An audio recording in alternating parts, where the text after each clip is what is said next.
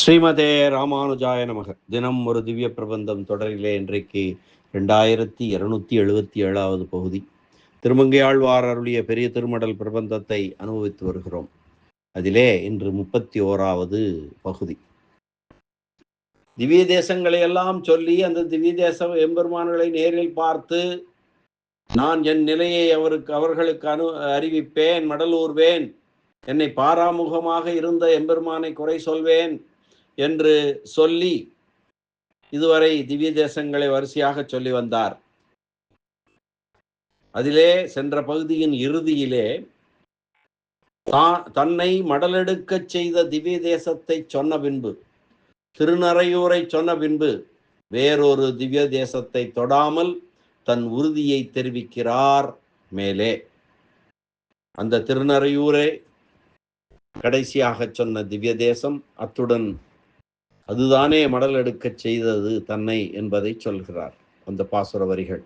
கல்நவில் தோள் காளையை கண்டு ஆங்கு கைதொழுது என் நிலைமை எல்லாம் அறிவித்தால் எம்பெருமான் தன்னருளும் ஆகமும் தாரானேல் என்று சொல்கிறார். அப்படி தரவில்லை என்றால் என்ன செய்வேன்? மடலூர்வேன் என்பதுதான் அங்கே தொக்கி நிற்கிறது. கல்நவில் தோள் காளையை கண்டு ஆங்கு கைதொழுது என் நிலைமை எல்லாம் அறிவித்தால் எம்பெருமான் தன் அருளும் ஆகமும் தாரானேல்.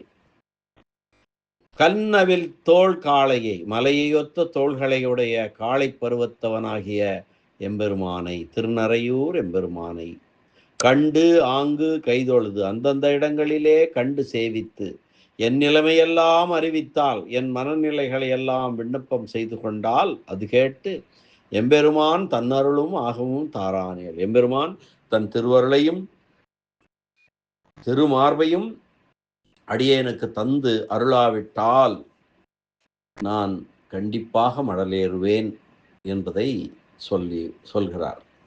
இந்த பகுதிக்கான திரண்ட பொருள், இந்த திருத்தலங்களில் எழுந்தருளியிருக்கும் சுவாமியாய் திண்ணிய தோள்களை உடைய குமரனானவனை நான் கண்டு ஆங்காங்கே அவனை கைதொழுது என்னுடைய நிலைமை முழுவதையும் தெரிவித்தால், அப்போதும் என் சுவாமியான அவன் தன்னுடைய திருவருளையும் திருமார்பையும் கொடுக்கவில்லை என்றால் நான் செய்ய போவதாவது என்ன என்பதை அடுத்த பகுதியிலே பார்க்கலாம். இந்த பகுதிக்கான வியாக்கியான சக்கரவர்த்தி பெரியவாச்சான் பிள்ளை, ஆச்சாரியர் அழகிய மணவாள பெருமாள் நாயனாரது வியாக்கியானங்களின் புத்தூரார் திவ்ய பிரபந்தசார விவரணம். கல்நவில் தோள் காளையை, ஒரு பெண்ணை வென்றுவிட்டோம் என்று மலையொத்த வலிமை பொருந்திய தோல்வழியை காட்டிக்கொண்டு கொண்டாடி கொண்டு இருக்கிறவனை, கல்நவில் தோள் காளையை, வலிமை இல்லாத பெண்ணொருத்தியை வென்றுவிட்டோம் என்று தன் தோல் வலிமையை கொண்டாடி கொண்டிருக்கிறவன் அவன். அல்லது ஒரு பெண்ணை மடலெடுக்க செய்து விட்டோம் என்று தன் இளம் பருவத்தை பாராட்டி கொண்டிருப்பவன் அவன். தோள்களையும் தன் இளம் பருவத்தையும் கொண்டாடி கொண்டிருக்கிறவனை கண்டு அவனை காண வேண்டும் என்று ஏற்பட்ட ஆசை அவனை கண்டால் அல்லது என்னை ஓரிடத்தில் அமைதியாக இருக்க செய்யாது. என்னுடைய கண்களிப்ப நோக்கினேன் என்று 74வது கண்ணியிலே எம்பெருமானை முதலில் நோக்கிய நோக்கிலேயே என் ஆசை வளரத் தொடங்கியது. இன்னும் அந்த ஆசை நிறைவேறும்படியாக எம்பெருமானை கண்டால் அல்லது நான் என் இருப்பிடத்திற்கு மீளமாட்டேன். ஆங்கு கைதொழுது அவன் கண் முன்பே அவனை பெறுவதற்கு உபாயமாக அவனை கையால் வணங்கி அவன் தனித்தன்மையை கெடுக்கிறேன். அரசனுடைய தேவி பிச்சை எடுப்பது அரசனுக்கு இழிவை தருவது போன்றது. எம்பெருமானையே தனது பேற்றுக்கு ஆறும் பேருமாக கருதியிருக்கும் பரகால நாயகி அவனை அடைவதற்கு 6 வழி என்ற கருத்தில் அவனை கைகூப்பி வணங்குவது, ஓதி நாமம் குளித்து உச்சிதன்னால் ஒளி மா மலர் பாதம் நாடும் பணிவோம் நமக்கே நலமாதலின் என்று பெரிய திருமொழியிலே பரகால நாயகியே கூறியுள்ளாள். ஓதி நாமம் குளித்து உச்சிதன்னால் ஒளி மா மலர் பாதம் நாளும் பணிவோம் நமக்கே நலமாதலின் என்று. அந்த எம்பெருமானை பார்த்த இடத்திலேயே அவனுக்கு நான் செய்ய வேண்டியது ஒன்றுண்டு. எம்பெருமானை என்றோ தொழக்கடவேன், நம் கண்களால் கண்டு தலையால் வணங்கவும் ஆங்கலோ தையலார் முன்பே என்று திருவாய்மொழியிலே நம்மாழ்வார் பலர் முன்பே வணங்க கற்பித்த ஆசிரியர் நம்மாழ்வார் அல்லரோ? நல்ல மனம் கொண்ட கோசலை உலகை தாங்குவதற்காக பெற்றெடுத்த எம்பெருமானிடம் நான் நலம் வினவியதாகவும் தலையால் அவரை வணங்கியதாகவும் சொல் என்று பிராட்டியும் கூட எம்பெருமானை தலையால் வணங்கியதாக அறிகிறோம்.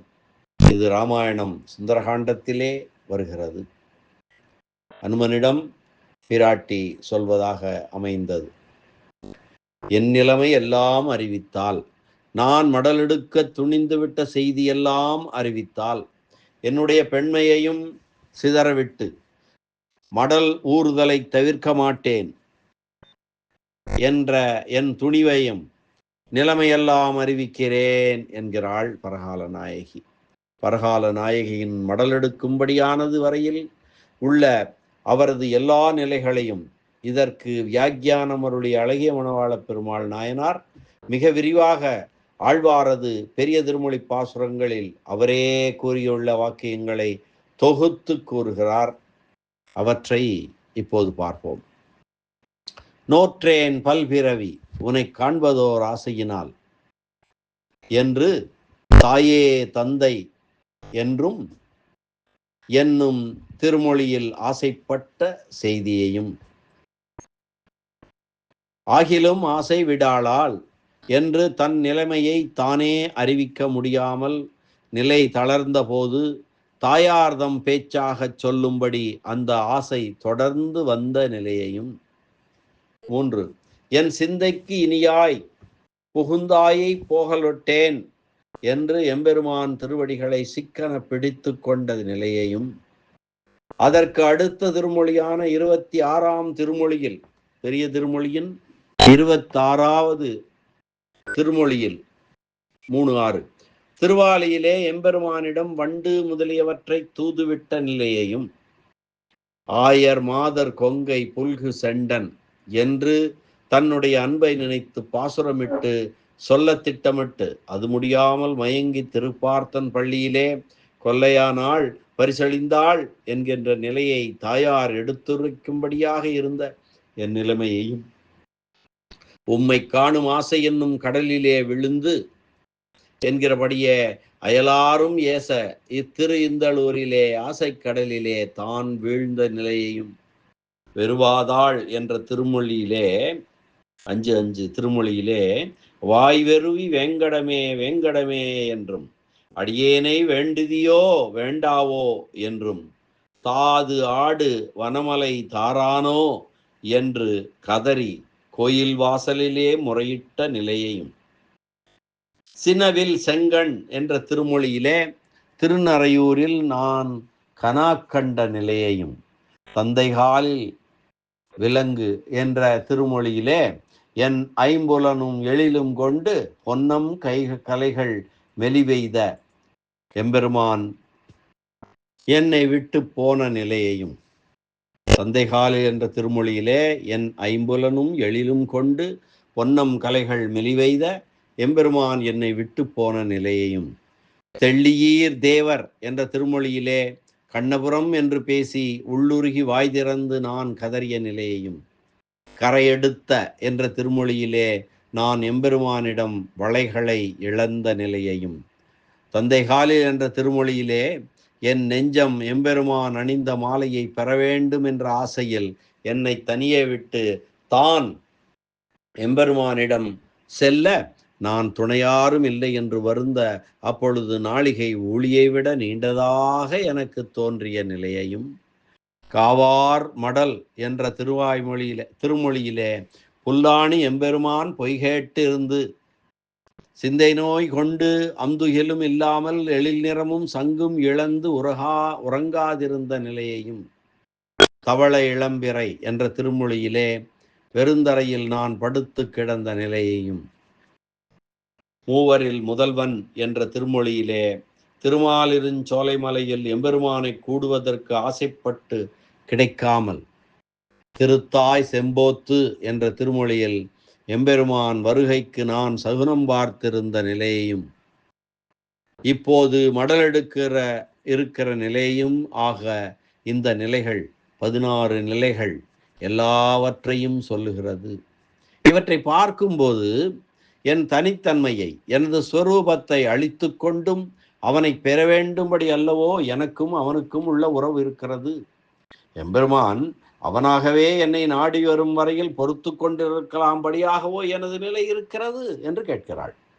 எம்பெருமான் தன் அருளும் ஆகமும் தாரானேல் தர்மத்திற்காக அறத்திற்காக தண்ணீர் பந்தல் வைப்பாரைப் போல தன் பேராக கருணையாகிய தண்ணீரை வார்த்து என் மார்பினை தன் நெஞ்சோடு அணைத்து வந்து கலந்த அன்றே என் உடலில் இந்த உயிர் நிலைத்திருக்க கூடும். அப்படி செய்யாவிட்டால் உடலில் உயிர் இல்லையாகிவிடும் என்பது கருத்தாகும்.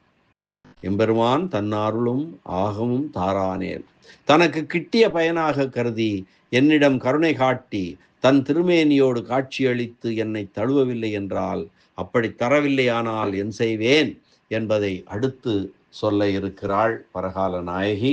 அதை அடுத்த பகுதியிலே நாம் அனுபவிக்கலாம். மீண்டும் பாசுர பகுதியை அனுபவிப்போம். கல்நவில் தோள் காளையை கண்டு ஆங்கு கைதொழுது என் நிலைமை எல்லாம் அறிவித்தால் எம்பெருமான் தன் அருளும் ஆகமும் தாரானேல். கல்நவில் தோள் காளையை கண்டு ஆங்கு கைதொழுது என் நிலைமை எல்லாம் அறிவித்தால் எம்பெருமான் தன் அருளும் ஆகமும் தாரானேல். என்ன செய்ய போகிறேன் என்பதை அடுத்த பகுதியிலே சொல்ல இருக்கிறாள் பரகால நாயகி. அற்புதமான இந்த பாசுர பகுதி. மீண்டும் நாளை அடுத்த பாசுர பகுதியுடன் சந்திக்கலாம். நன்றி, வணக்கம். ஸ்ரீனிவாச வெங்கடேச ராமானுஜதாசன், திருவரங்கம். எம்பெருமான் திருநறையூர் நின்ற நம்பி திருவடிகளே சரணம். அரட்டமுக்கிய அடியார் செய்யும் கலிகன்றி கலியன் பரகால நாயகி திருமங்கையாழ்வார் திருவடிகளே சரணம். வியாக்கியான சக்கரவர்த்தி பரமகாருணிகர் அபயப்பிரதராசர் ராமாயண பெருக்கர் பெரியவாச்சான் பிள்ளை திருவடிகளே சரணம். ஆச்சாரியர் அழகிய மணவாள பெருமாள் நாயனார் திருவடிகளே சரணம். ஆழ்வார் எம்பெருமானார் ஜீயர் திருவடிகளே சரணம்.